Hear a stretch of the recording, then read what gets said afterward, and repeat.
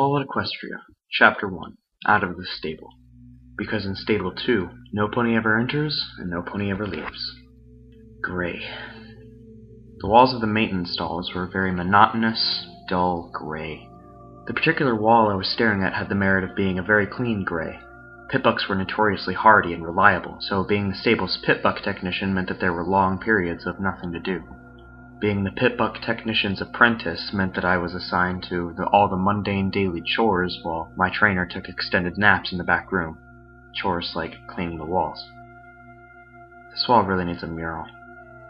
I let myself fantasize, picturing the overmare agreeing and ordering Pallet herself to turn our entire stall into one of her brightly colored masterpieces. Pallet was the greatest painter in Stable 2, and like every skilled artist, that made her a stable treasure.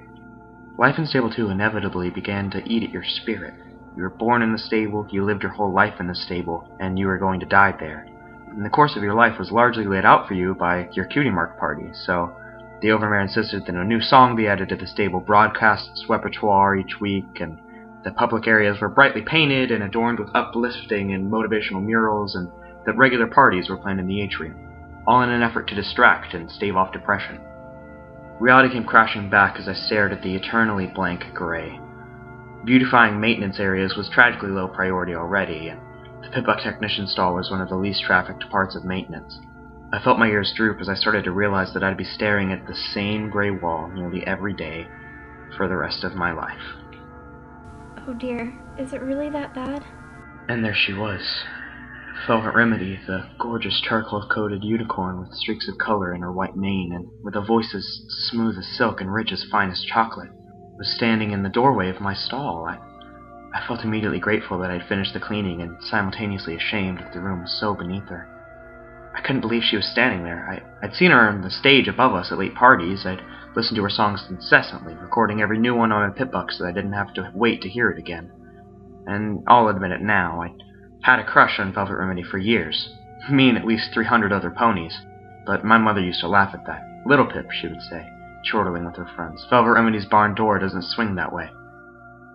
It took me a couple of years to understand what my mother had meant by that, and took me several seconds to process that Velvet Remedy had just asked me something. Huh? Wonderful response, Little Pip. So elegant. I wanted to dig my way through the concrete floor and pull the chunks over the top of me. She smiled sweetly. She smiled at me. And in that amazing voice, You looked so heartbroken when I came in. Is there anything I can do? Velvet Remedy offered to help me. I was shocked back to my senses. Velvet Remedy must have some reason to be down here, some pitbuck reason. It wasn't like she would just go wandering around maintenance after all. Looking around, I realized that I was the only pony on duty. My teacher was, as usual, asleep in his office. Oh, no, it was nothing. I tried to regain composure. How may I be of assistance? Velvet Remedy's expression was both compassionate and unconvinced, but she lifted a forehoof, raising her pitbuck up to my gaze. A much more elegant model than mine, with her initials and cutie mark, a beautiful bird with wings outstretched and beak open in song, embellishing it tastefully. I hate to be a bother, but it's begun to chafe. Could you replace the padding for me? Oh, absolutely! I was already levitating the special keys used to unlock a pitbuck from a pony's foreleg. As an apprentice pitbuck technician, I had all manner of special precision tools in the pockets of my utility body. I'll have it done right quick. The pitbuck came off with a click. Velvet Remedy chuckled hesitantly, lowering her hoof. Oh no, that's alright. Take your time. I'm going to put some salve on this leg and rest up for the afternoon. That's right. Velvet Remedy was performing at the Stable 2 saloon tomorrow night. I would have to polish it up, make it worthy of being worn above her hoof. If I spent all night on it, I could give it a full tune-up, have it running as smoothly as the day she got it, and still have it back to her before the show. Alright, I'll have it back to you by this time tomorrow. You won't be disappointed, I promise. She smiled at me again, and all the gray in the world couldn't darken my day. Thank you. And then she turned to go. I watched her as a cutie mark disappeared around the doorway, and then she was gone. The next day, I was whistling one of Velvet Remedy's songs as I walked down the halls towards her room. Her pitbuck was hovering along beside me in a field of magical levitation, freshly padded with the best lining I could find, looking shiny and new. I was tired from a long night of work, but in high spirits. Velvet Remedy was going to be so happy with my work. Turning the corner, I was startled out of my reverie by the mass of ponies gathered outside Velvet Remedy's room. Damn it, I was going to have to battle my way through hoof print seekers and the paparazzi. Levitating the Vitbuck higher, I started to shove my way through the crowd. She's gone. How could she leave? The hushed voices and panicked whinnies around me grew alarming. Why would she abandon us? Gone? The Velvet Remedy was gone? And then the words that stopped me cold. I didn't even think the stable door could open. She was gone outside? Don't worry, every pony, boomed the voice of the overmare from somewhere in the crowd. I have the tag of each and every pony in the stable. I'll personally send out a rescue party. We'll have our Velvet back by the end of the day. Worry not. I felt I was drowning in cold, wet cement. My gaze slowly moved up towards the pitbuck floating above me. I lowered my head, slowly trying to back out of the crowd, curling the floating pitbuck close. When the overmare brought up Velvet Remedy's tag, it would lead every pony not to Velvet, but to her pitbuck, sitting in the maintenance, and with a thump I backed into some pony, startling me enough that the levitation field evaporated in a poof, and the clean and shiny pitbuck clattered to the floor. Turning, I found myself eye to eye with the overmare. She didn't speak, her gaze turning to the pitbuck on the ground, Velvet Remedy's initials and cutie mark clearly visible. What is this?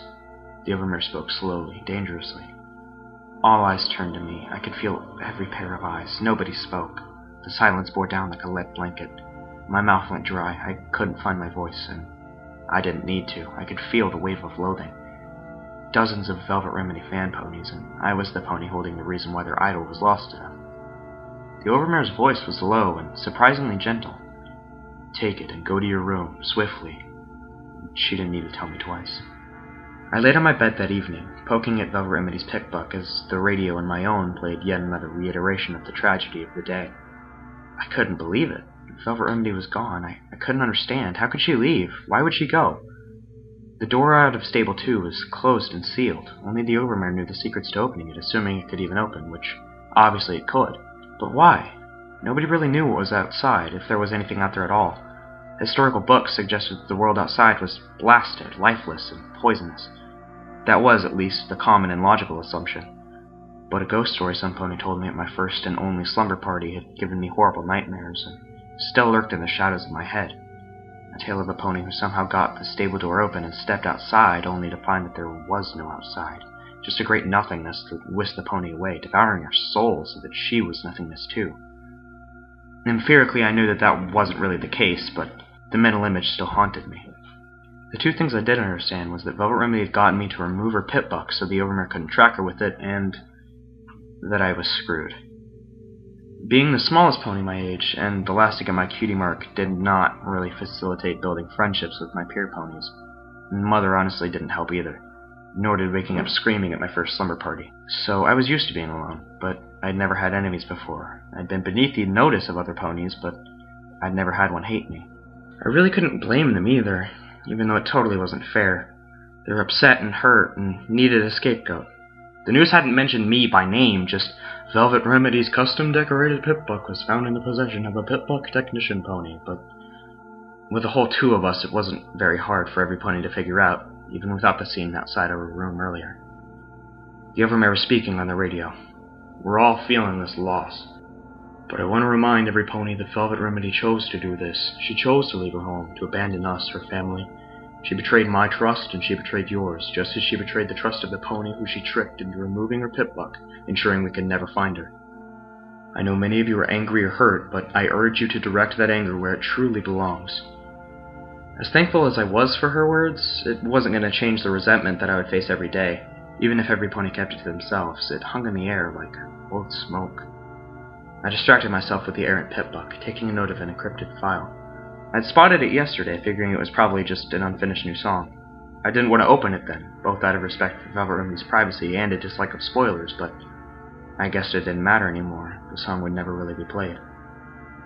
Opening a pouch on my utility barding, I went through an access tool that would allow me to remove the encryption safely and easily. It was a sound file. I played it.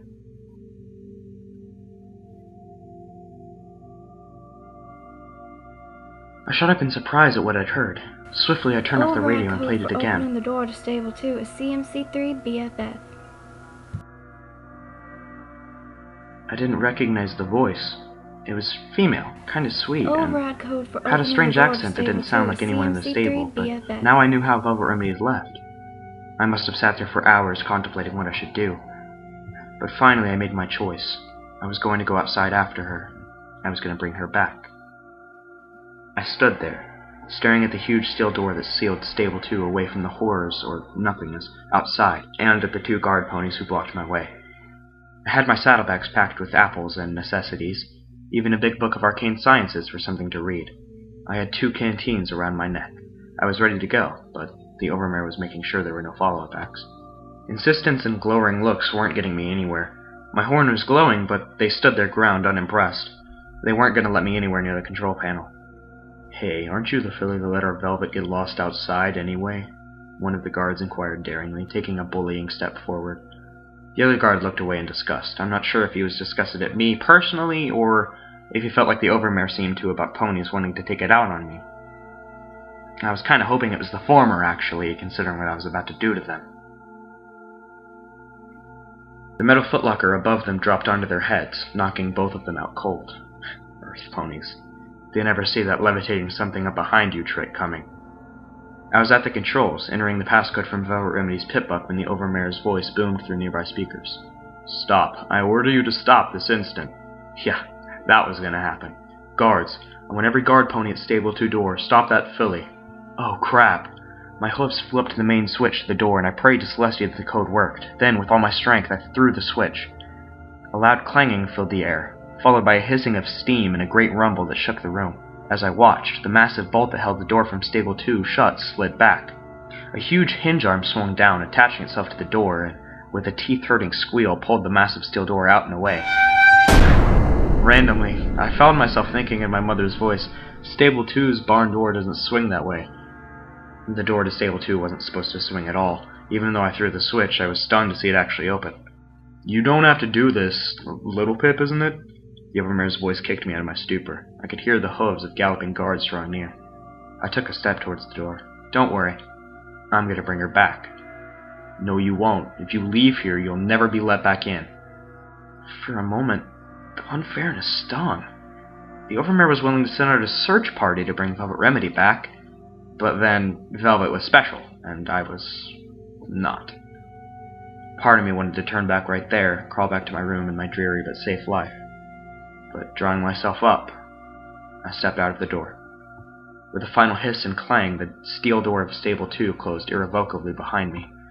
I don't know what I expected to find just beyond the door, but it certainly wasn't this long, dark hallway that smelled of rotting timbers and sepulchral air. I was no longer in the stable, but I wasn't outside yet either. I was in limbo. I turned on my Pip-Buck's light and recoiled with a gasp at the skeletons of long-dead ponies which lived at the hall. The outside of the stable door was marred from where ponies had slammed on it until their hooves cracked and shattered trying to get in. Moving forward quickly, I discovered that the hallway opened into an old room with stairs leading up to a horizontal door with a shattered lock. The entrance from the outside world into Stable 2 had been cleverly disguised as the door to a humble apple cellar. And by disguised, I meant that the person who built it had been building an actual apple cellar. Taking a deep breath, I trotted up the stairs, swung open the cellar door, and stepped outside. Footnote: level up.